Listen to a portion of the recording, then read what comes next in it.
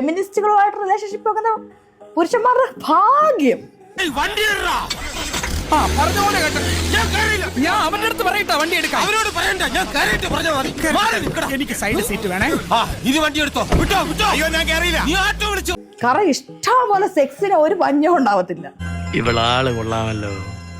ഏതായി പ്രേമിക്കുന്നുണ്ടെങ്കിൽ നിങ്ങൾ ഫെമിനിസ്റ്റുകളെ തെരഞ്ഞെടുത്ത് നോക്ക്. അല്ല ഇരുട്ടിന് മുമ്പ് പോകാമെന്ന്. ഞാൻ ശരിക്കുള്ള ഫെമിനിസ്റ്റ് ആണെന്ന് ഞാൻ പറയും, ബാക്കി എല്ലാവരും ഫേക്ക് ഫെമിനിസ്റ്റ് എന്ന് വിളിക്കും. കേട്ടാ, ഞാൻ പറഞ്ഞപ്പോ നിങ്ങൾ വിശ്വസിച്ചില്ലല്ല. ഞാൻ വെറൊരു ഡ്രൈവർ ആയിപ്പോയില്ലേ. വിവരവും വിദ്യാഭ്യാസം ഉള്ളവർ പറഞ്ഞ് അത് മനസ്സിലാക്കണം.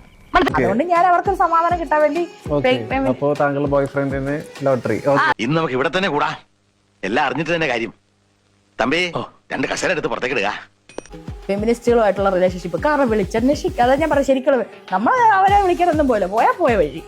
ഇവളുടെ അഡ്രസ് തപ്പിപ്പിടിച്ച് വീട്ടിലേക്ക് പോകാമായിരുന്നു. ഞാൻ കണ്ടുള്ള കുറെ ആളുകൾ ടോക്സിക്കാ, ഭയങ്കര കുറെ പെണ്ണുങ്ങൾ ഭയങ്കര ടോക്സിക്കാ. ഇത് കണ്ടോടാ, കൊറേ നേരായി തുടങ്ങിട്ട് കുഴപ്പമുണ്ടോടാ? അതായത് എപ്പോഴും വിളിക്കുക, പിള്ളേരെ ആഘോഷിക്കട്ടെ. തലയിലെടുത്ത് തൂത്താ പോവോ? പാടോ. ഓ ഇനി